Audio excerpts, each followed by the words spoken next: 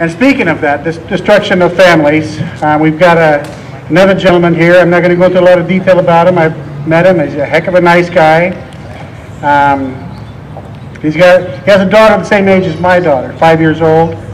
And he's had some tough breaks lately. He's going to talk about that. So I want everybody to welcome Nate MOELLER.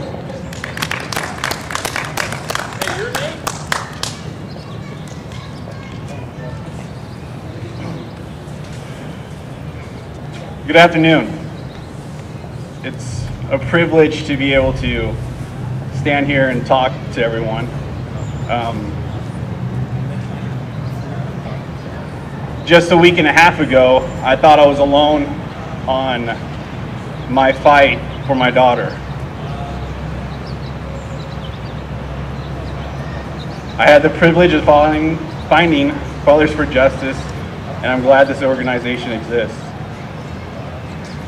I've heard everyone's stories today, and I have definitely a story of my own. I don't know exactly if telling my story will serve a purpose, because that was yesterday.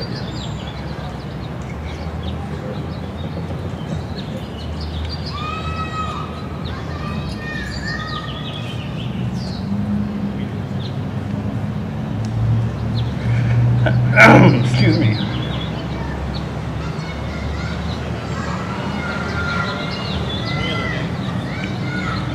Yesterday I was given a TRO.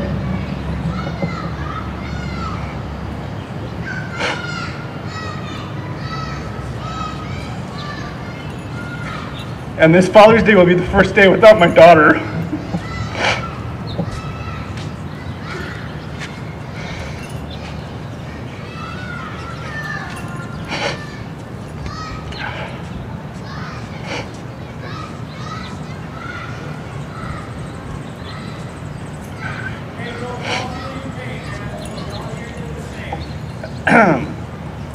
It's time that this stops.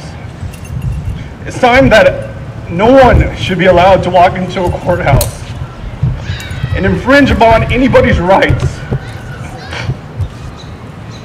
without that person being heard.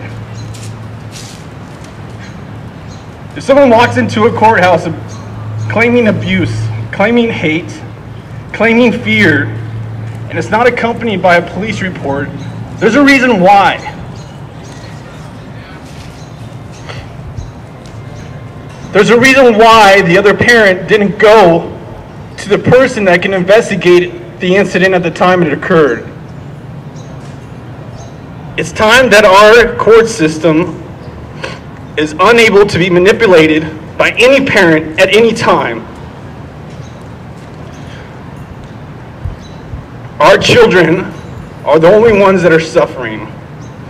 The parent that is manipulating the system out of control and possession. They have no desire for the child. They have no care or understanding for the child. They're thinking only of themselves.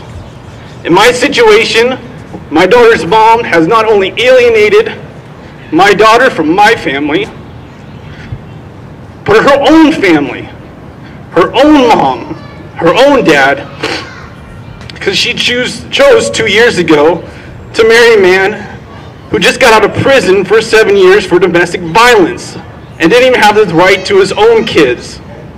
I went to the courts and I said, this isn't right. My daughter is in danger. This man is domestic violence at its core. He is fear.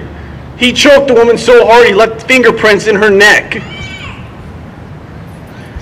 They initially granted me emergency custody for a month and a half.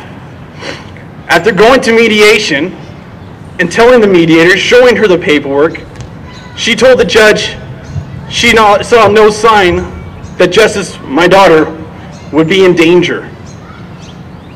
But then as of yesterday, I have a clean record. I served my country for 4 years in the Marines. I was a police officer for 5 years. She's able to walk into the courthouse and say that she is afraid of me. Say that I have the violence. That she doesn't know what I am capable of doing. That I'm at the end of my rope. Well, this is the end of my rope, right here. I'm not going to take it anymore. And the only fear that she has is the fear that I'm going to stand up for my rights. Here, here. That's right, brother. And everyone else's rights. That's right. We're behind you. Yesterday is done. My daughter still loves me today. She's going to love me on Father's Day. That's right. And she'll love me every day of her life. That's right. No matter what her mom could do. No matter what she says. I love my daughter. And my daughter loves me. And no court, no parent will ever take that away. I'm here for all of you.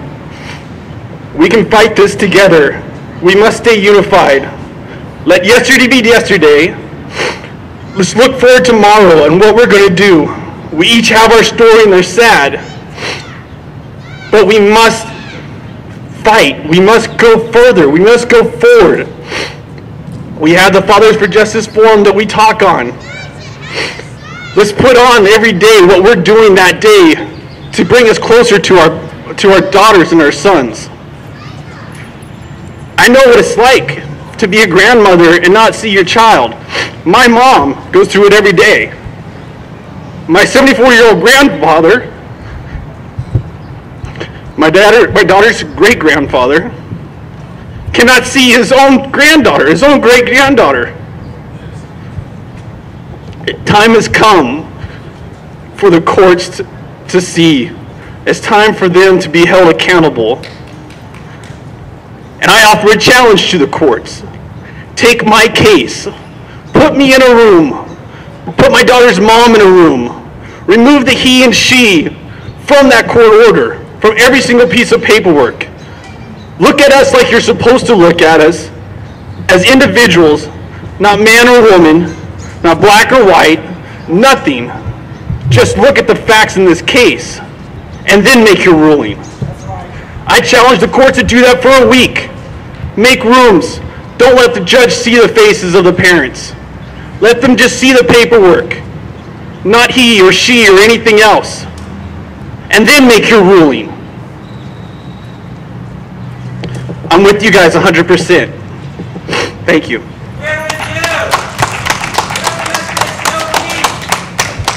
Thank you very much, Nate. That's very moving. Thank you, thank you, thank you. Gee, I don't know what else to say.